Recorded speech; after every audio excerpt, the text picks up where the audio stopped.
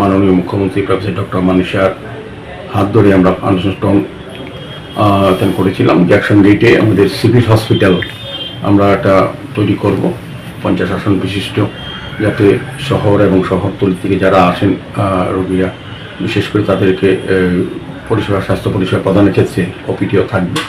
সেই হিসেবে আমরা কাজ শুরু করেছি। তা আজকে একটা পর্যালোচনা মিটিং আমরা করছি যে কতটা কাজের অগ্রগতি হয়েছে, কী অবস্থায় আছে। সেক্ষেত্রে আমরা আজকে আমাদের রাজ্য সরকারের যিনি স্বাস্থ্য দপ্তরের সেক্রেটারি সচিব কিরণ গিত্তে আইএস উনি আছেন, মেডিকেল আর স্বাস্থ্য অধিদপ্তর আছেন, তো অন্যান্য আরও আমাদের আধিকারিকরা, আমাদের কমিশনার ডিকে চাকমা সাহেব আইএস উনিও আছেন, এবং আমাদের সুপারিনটেন্ডেন্ট ইঞ্জিনিয়ার পিডব্লিউডি উনি আছেন, এবং বিশেষ করে এখানে এনবিসির একটা ছিল, তাদের সঙ্গে আমাদের স্বাক্ষরিত হয়েছিল।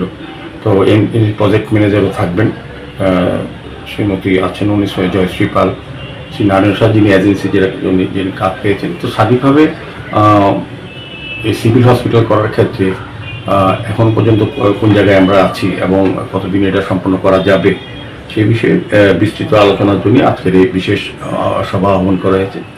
তো আজকের পর কাজের গতি আরও বাড়বে আমার বিশ্বাস, যেহেতু এখানে সেক্রেটারি হেলথ আছেন, ডাইরেক্টর ফ্যামিলি ওয়েলফেয়ার আছেন, এবং আমার প্রজেক্ট ম্যানেজার এনসিসি আছেন, আমাদের কমিশনার ডিকে চাকমা সাহেব আছেন, সার্বিকভাবে আমাদের আধিকারিকরা আছেন, তারা যে সংশ্লিষ্ট বিষয়ের সঙ্গে যুক্ত তাদেরকে আজকে বিশেষ মিটিং করা হচ্ছে। তো মিটিংয়ে কিছু সিদ্ধান্ত নিশ্চয়ই গ্রহণ করা হবে এবং আলোচনা চলছে।